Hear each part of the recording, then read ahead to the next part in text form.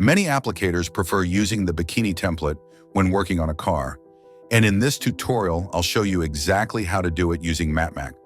Start by selecting the pattern and moving it onto the cutboard.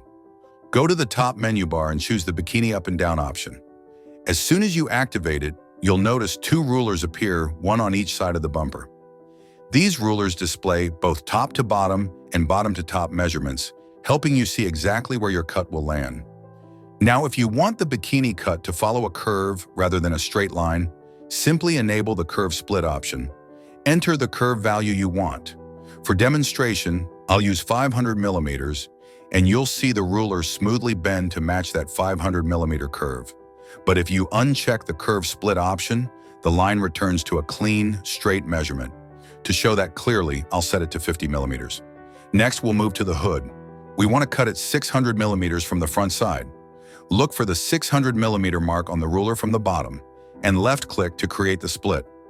Once the split is in place, go ahead and delete the unnecessary section, see only the needed part remains. Now let's do the same process on the fender. Select the fender, and since I already know exactly where the rear fender starts on this car, I will position the split right at that spot.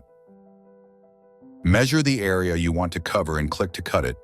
That gives us the basic Bikini fender shape. Because we made split without using the curve split option, we now need to align it with the hood's curve.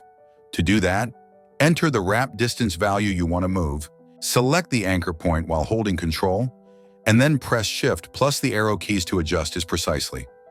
With a few small adjustments, everything lines up perfectly.